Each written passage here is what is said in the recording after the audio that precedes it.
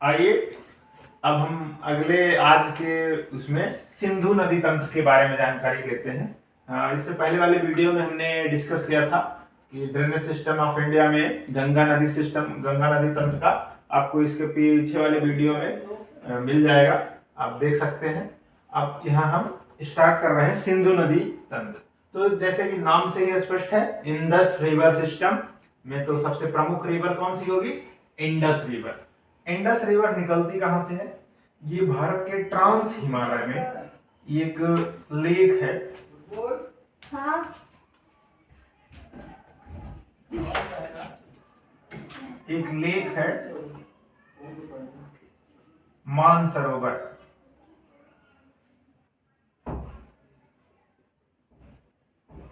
मानसरोवर कैलाश पर्वत, कैलाश माउंटेन पे यहां से सिंधु रिवर ओरिजिनेट होती है और ये इंडिया से होते हुए पाकिस्तान तक जाती है। तो ये क्या हुआ? ये तिब्बत है अर्थात चीन। तो अब आप देखिए कि इंडस रिवर कितने देशों से होकर के बह रही है? 3 देशों से। एक इंडिया, ये चाइना, चाइना से इसका ओरिजिनेशन होता है और उसके बाद इंडिया में फ्लो करती है, फिर पाकिस्तान में फ्लो करती है। तो ये हो गई इंडस रिवर का फ्लो चार्ट। अब इंडस रिवर की जो ट्रिब्यूटरी है वो कैसे कैसे मूव करती है उसके बारे में हम देखते हैं। तो सबसे पहले जो ट्रिब्यूटरी है, पहली tributary Jhelum tributary. Jhelum tributary यहां से निकल करके यहां तक जाती है। ये भी यहां लद्दाख के एक लेक से निकलती है। इस लेक का नाम है वेरीनाग। वेरीनाग, वेरीनाग लेक। जितने भी प्रकार के नाग नाम के वेरीनाग, टेरीनाग, ये सब नाग नाम के लेक आएंगे, वो सब कहाँ किस रीजन में है? लद्दाख रीजन में, आप ध्यान रखिएगा। तो ये झेलम रिवर वेरीनाग लेक से निकलती है।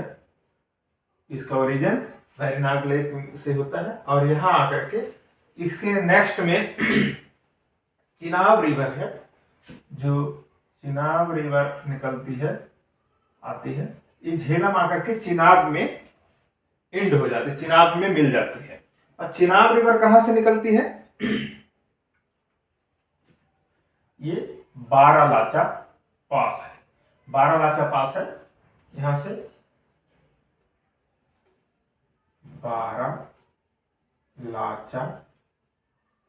पास, मतलब बारालाचा दर्रे से चिनाब रिवर का उद्गम होता है। और जो है ये शुरुआत में ये इसी बारालाचा पास में ही लद्दाख से निकलती। पहले ये 2 रिवर होती है, एक चंद्रा, एक भागा। ये चंद्रा रिवर होती है, चंद्रा, इधर भागा।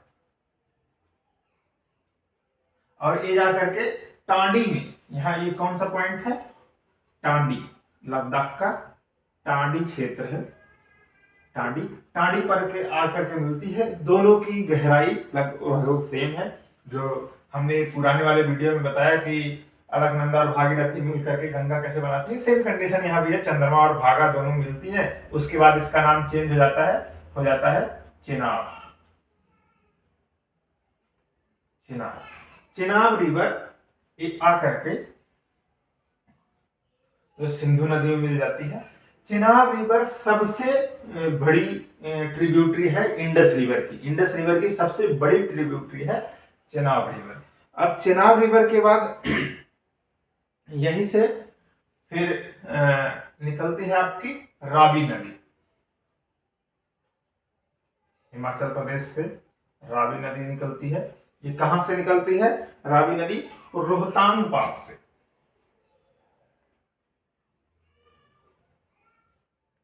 रोहतांग पास, मतलब रोहतांग दर्रे से जो है कौन सी नदी निकलती है? रावी नदी। रावी नदी रोहतांग दर्रे से निकलती है और ये भी आकर के इसका भी एंड मुहाना जो है कहाँ होता है? चेनाब रिवर में। तो सबसे बड़ी ट्रिब्यूटरीज, लगभग सभी ट्रिब्यूटरीज जो छोटी छोटी ट्रिब्यूटरी है वो आकर के चेनाब में मिल जाती है और चेनाब जाकर के इंडस में मिल जाती है। तो ये हमने देखा कि झेलम, चेनाब, रावी 3 हो गई। अब उसके बाद एक दूसरी नदी जो है सतलुज। सतलुज रिवर भी मानसरोवर लेक से ही ओरिजिनेट होती है। मानसरोवर लेक में एक यही छोटा सा पार्ट है जिसे हम कहते हैं राकस ताल। राकस ताल, राकस ताल से इसका ओरिजिनेशन होता है। सतलुज रिवर,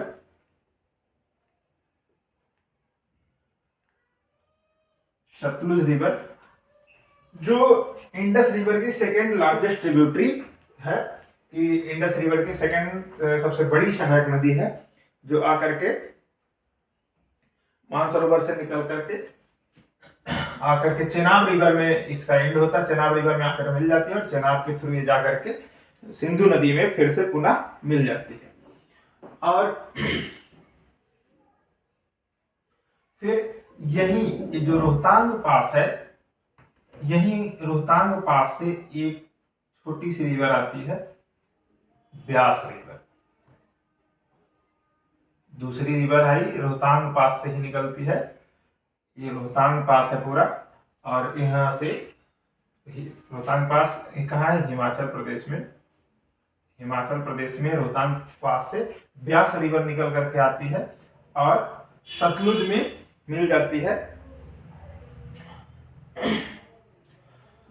और ये मिलती कहाँ है? ये क्षेत्र जो है पंजाब का क्षेत्र है, पंजाब का हरिके क्षेत्र इसे कहा जाता है। ये हरिके डैम है, हरिके बांध, हरिके बांध बना हुआ है सतलुज रिवर पे। और यहीं से राजस्थान के लिए एक कृत्रिम नहर, कृत्रिम नहर, मैन मेड कैनल, नाम है उसका इंदिरा गांधी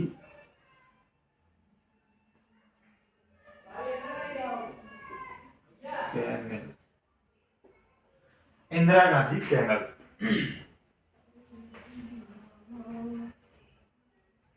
इंदिरा गांधी कैनल ये यहीं से कृत्रिम नहर, भारत की सबसे बड़ी कृत्रिम नहर, मैनमेड नहर, और जो है ये इंदिरा गांधी पूरे राजस्थान को, इसी वाटर से राजस्थान में इरिगेशन का जो अभी डेवलपमेंट हुआ है, इरिगेशन के बेस पे वो जो अपना एग्रीकल्चर करते हैं बहुत ज्यादा मात्रा में, और अब उनका जो उनके राजस्थान में भी हरियाली छाई है, वो इंदिरा गांधी कैनल की देन है। तो ये रहा आपका सिंधु नदी तंत्र। सिंधु नदी तंत्र,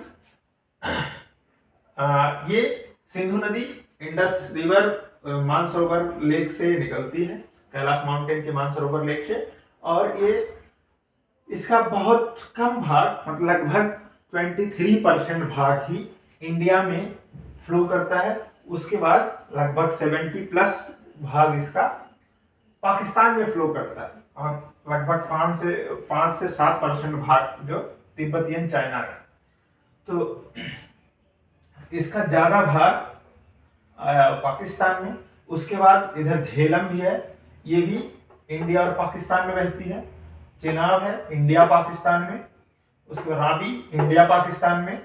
सिर्फ एक अकेली सिंधु नदी की ट्रिब्यूटरी है ब्यास, जो सिर्फ और सिर्फ ओनली इंडिया में फ्लो करती है।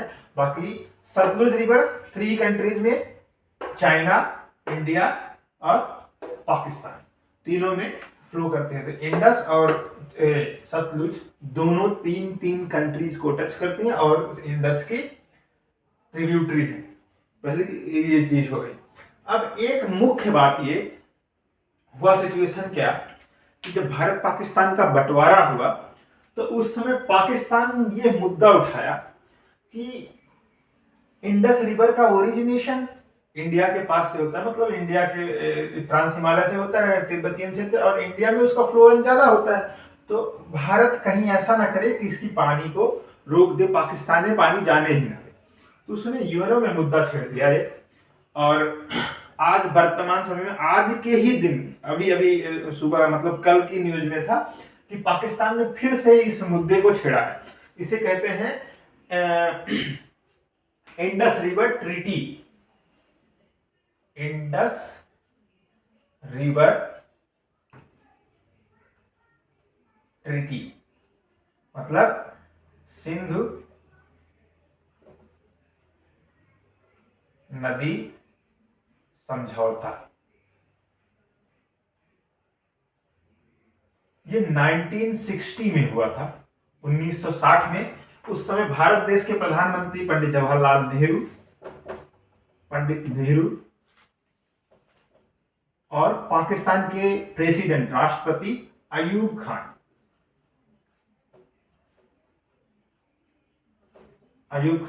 दोनों ने इस सिंधु समझौता को एक्सेप्ट किया था, माना था। इसमें कुछ पॉलिसीज बनाई गई थी जिसमें ये डिसाइड किया गया था कि सिंधु, झेलम, चेनाब, रावी, ब्यास, सतलज कुल मिला के टोटल 6 नदियां हैं।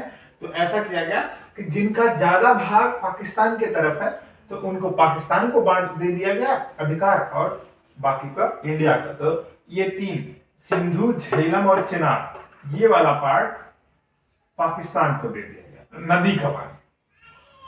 इन तीनों नदियों पे पाकिस्तान का अधिकार कर दिया गया। बाकी रावी, ब्यास, सतलज तीनों पर इंडिया का पूरा अधिकार कर दिया।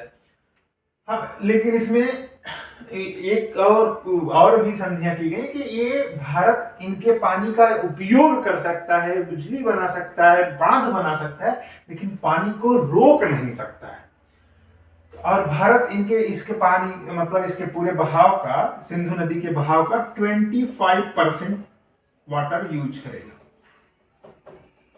और लगभग 75% पानी छोड़ देगा पाकिस्तान के लिए।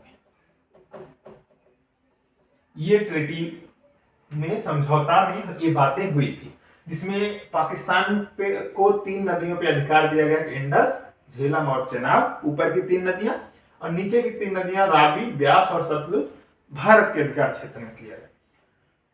अब अभी कल के न्यूज में ये था कि जो वर्तमान समय में पाकिस्तान का जो प्रशासन है वो इस समझौते को बदलना चाह रहा है और उसमें ये बोल रहा है कि कोई तीसरी कंट्री आकर के, लाइक दैट अमेरिका या ब्रिटेन, ऐसे कोई कंट्री आकर के उसमें मध्यस्थता करे और वो बातें मतलब कुछ और दूसरी बातें अपना मनवाना चाह रहा है। तो ऐसे कंडीशन में आज ही भारत सरकार ने उन्हें तुरंत तत्काल ही नोटिस भिजवा दिया है कि हम उस पुराने समझौते को अब कंप्लीट हम भी नहीं मानेंगे और नए तरीके से फिर से 60 का, और उसके बाद लगभग 60 साल हो गए हैं, तो हमारा वो जो समझौता है वो भी अपडेट होना चाहिए और उस अपडेशन में कुछ अलग कंडीशंस होंगे और हम किसी तीसरे का इंटरफेयर नहीं एक्सेप्ट करेंगे। तो इस बात को अभी अभी वर्तमान समय में भारत सरकार ने किया है। तो आपको आशा करता हूं कि ये इंडस रिवर सिस्टम अच्छे से समझ में आ गया होगा। और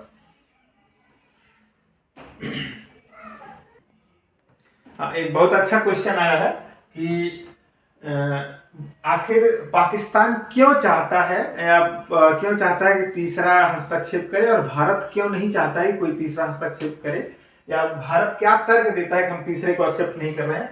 भारत ने ये कहा कि हमने अभी तक 1960 से जो 2023 तक अभी तक जो ये ट्रीटी बनी थी, जो इसमें रूल रेगुलेशन पॉलिसीज बनाई गई थी, उस पॉलिसी को हमने तोड़ा नहीं।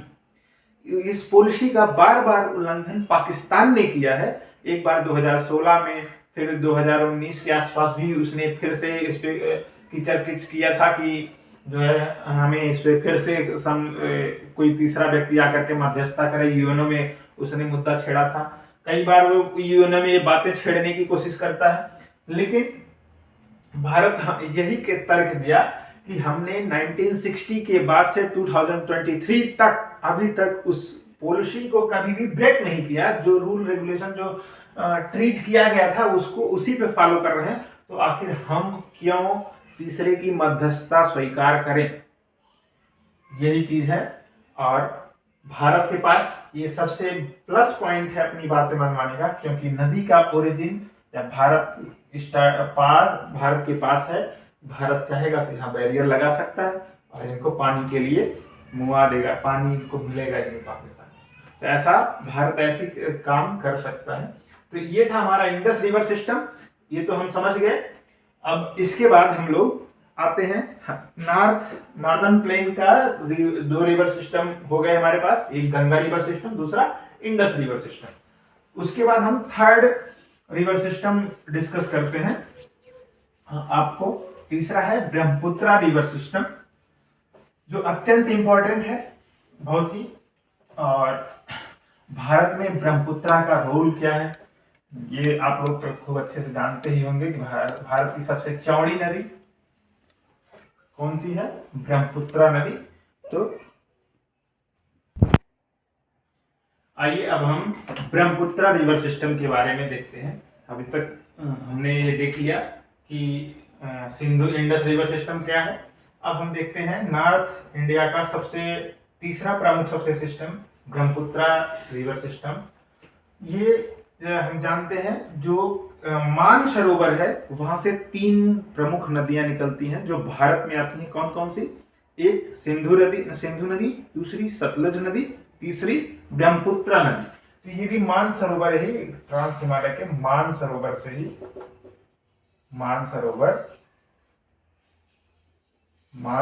से ही ब्रह्मपुत्रा नदी निकलती है। यहाँ एक ग्लेशियर है चेम्मा युंगडुंग, चेम्मा युंगडुंग,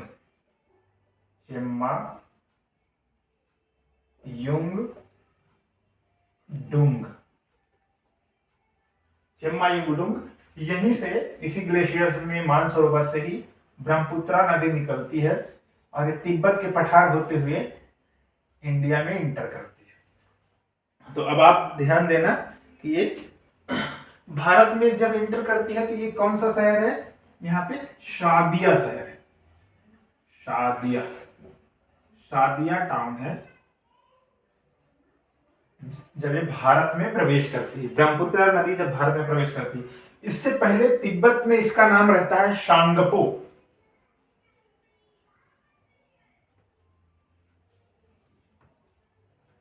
टी से नाम स्टार्ट होता है इंग्लिश में और हिंदी में इसको कहते हैं शांगपो रिवर। जैसे जापानीज वर्ड है आपका सुनामी, टी से स्टार्ट होता है, वैसे शांगपो भी टी से। चाइनीज वर्ड भी काफी टी से स्टार्ट होते हैं, ये चाइनीज वर्ड है शांगपो। और ये मानसरोवर लेक से ब्रह्मपुत्रा नदी निकलती है, आती है फर्स्ट अरुणाचल प्रदेश। ये पहले इंटर करती है कहा, ये कौन सा क्षेत्र है, अरुणाचल प्रदेश। जब ये यहां पे अरुणाचल प्रदेश में आती है तो इसका नाम होता है दिहांग।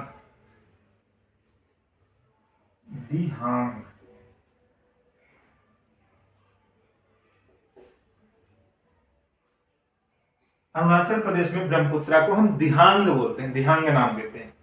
उसके बाद ये फिर इधर माजुली द्वीप से होते हुए असम में इंटर करके फिर ये आकर के बांग्लादेश में इंटर करती है और उसके बाद गंगा से मिलकर के बंगाल की खाड़ी में मिल जाती है। तो उसके बाद ये ब्रह्मपुत्रा में, यहाँ ब्रह्मपुत्रा क्या, मानस के पास से इसका नाम हो जाता है ब्रह्मपुत्रा।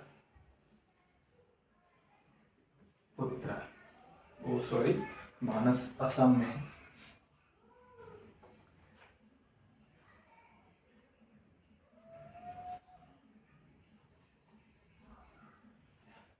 मानस माजुली द्वीप है, यहां से इसका नाम ब्रह्मपुत्रा हो जाता है असम में।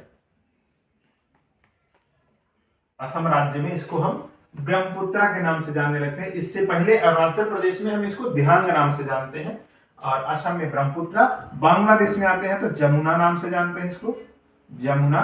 और जब ये गंगा से मिलती है यहाँ पे, तो इसका नाम हो जाता है मेघना। तो ब्रह्मपुत्रा के कितने नाम हुए? पहला शांगपो, दूसरा दिहांग, तीसरा ब्रह्मपुत्रा, चौथा जमुना, पांचवा मेघना। 5 नाम एक ही नदी के हैं, और ये इसकी लंबाई अगर ऐसा होता तो ये सबसे लंबी नदी होती भारत की, लेकिन भारत में बहुत कम बहती है, तिब्बतियन रेंज में ज्यादा बहती है। तो अब हमने देखा कि ब्रह्मपुत्रा शांगपो रिवर अरुणाचल प्रदेश के सादिया टाउन से भारत में एंटर करती है, और उस समय से हम क्या क्या नाम लेते हैं? दिहांग। अब उसके बाद इसकी कुछ ट्रिब्यूटरी है, उन ट्रिब्यूटरी के बारे में हम देखते हैं। तो सबसे पहले हम नॉर्दर्न ट्रिब्यूटरी देख लेते हैं, उत्तरी दिशा, मतलब जो इधर हिमालयन रीजन से आकर के इस पे मिलती है। तो सबसे पहली एक ट्रिब्यूटरी आती है, मिलती है, इसका नाम है सुवनश्री। सुवनश्री ऊपर से मिलती है। दूसरी मानस, मानस राष्ट्रीय उद्यान भी है, और ये कहाँ पे है? असम में।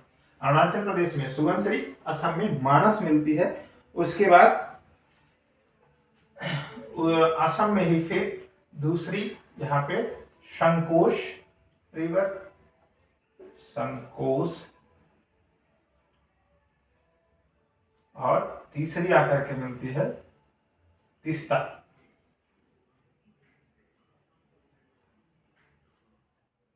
तीस्ता रिवर कहां से निकलती है? चोलामू झील है।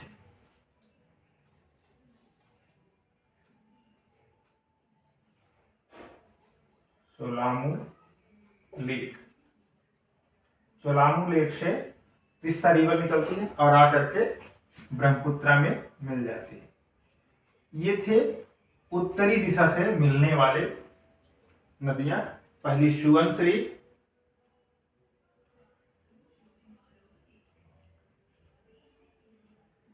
पहली हुई सुवनश्री रिवर, दूसरी हुई मानस रिवर, तीसरी संकोश रिवर, और चौथी तीस्ता रिवर। जो मुख्य प्रमुख इसकी ट्रिब्यूटरीज हैं उत्तर दिशा से। अब दक्षिण दिशा से जो नीचे से जाकर के मिलती हैं, जैसे इसका नाम दिहांग है, और यही दिहांग मतलब अरुणाचल प्रदेश में एक दूसरी नदी आकर के मिलती है, इसका नाम है दिबांग। दिबांग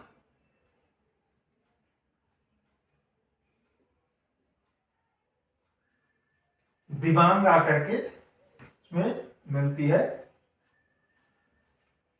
तो अरुणाचल प्रदेश में, उसके बाद दूसरी अरुणाचल प्रदेश में एक और नदी आकर के मिलती है, इसका नाम है लोहित।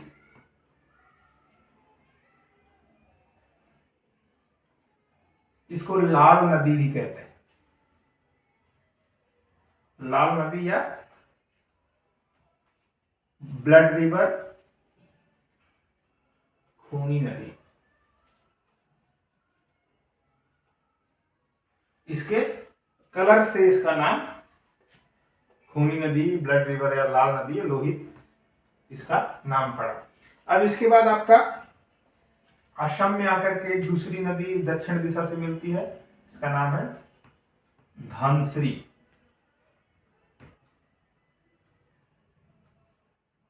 धनश्री, और एक लास्ट में आकर के मिलती है आपकी कोपिला।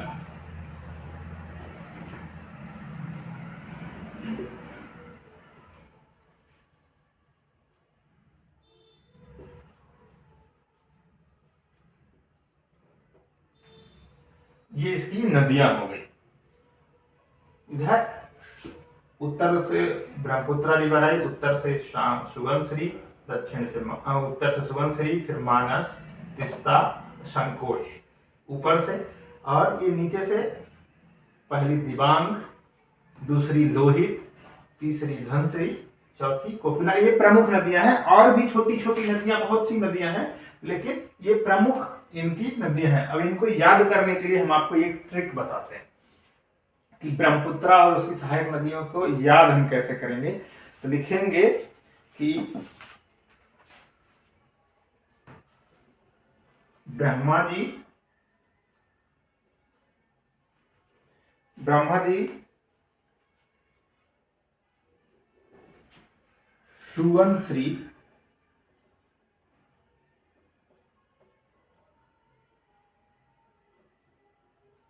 के मन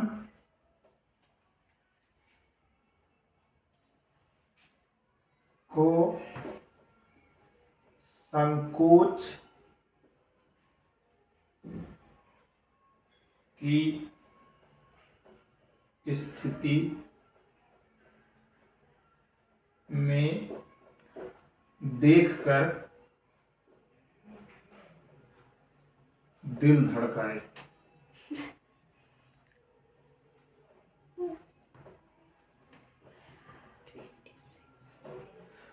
ये बहुत शानदार ट्रिक है, आप एक बार में याद कर लीजिए। ब्रह्मा जी सुवनश्री के मन को संकोच की स्थिति में देखकर दिल धड़काए। यहां मतलब इस ट्रिक में समझना, सुवनश्री एक स्त्री है जिसे ब्रह्मा जी ने देखा और उसके मन में कुछ विचार चल रहे हैं, संकोच अवस्था में है, वो कुछ कहना चाहती लेकिन डर से कुछ कह नहीं पा रही, और इस स्त्री को देख करके ब्रह्मा जी का दिल धड़क गया। अब इसको हम इसमें कैसे कैप्चर करेंगे? ब्रह्मा जी मतलब ब्रह्मपुत्र, सुवनश्री पहली है, सुवनश्री रिवर, दूसरी मन से मानस रिवर हो गया, संकोच से संकोसी रिवर हो गया, और थर्ड स्थिति से तीस्ता रिवर हो गया। उसके बाद दिल धड़काए। अब हम ये आ जाते हैं सुवनश्री से सुवनश्री, मन से मानस, संकोच से संकोसी, और स्थिति से तीस्ता, स्थिति तीस्ता आ रहा है, लास्ट के इसकी ता से उठा लिए यहाँ तीस्ता, स्थिति तीस्ता, और उसके बाद देखकर दिल धड़काए। अब हम आते हैं दूसरी साइड, दिल से दी से क्या हो गया? दिबांग हो गया, ला से लोहित हो गया, धड़काए से धनुश्री हो गया, का से कोपिला हो गया। तो रही ना ये शानदार ट्रिक कि हम पूरी नदियों के नाम जो उसके ट्रिब्यूटरी के साथ याद कर लिए। ब्रह्मा जी सुवनश्री के मन को संकोच में देखकर, संकोच की स्थिति में देखकर दिल धड़काए। ये ऐसे ही शानदार तरीकों से, मजेदार तरीकों से आप देखने के लिए मेरा चैनल या मेरा वीडियो आप लाइक, शेयर, सब्सक्राइब करते रहिए। आपको और भी मजेदार तरीके और ट्रिक से आपको हम ऐसे ही स्टेप्स को याद कराते रहेंगे। और अगर आपको भी कुछ अच्छे आइडियाज मिले तो कमेंट जरूर करें, कमेंट करके हमें अवश्य बताएं। धन्यवाद।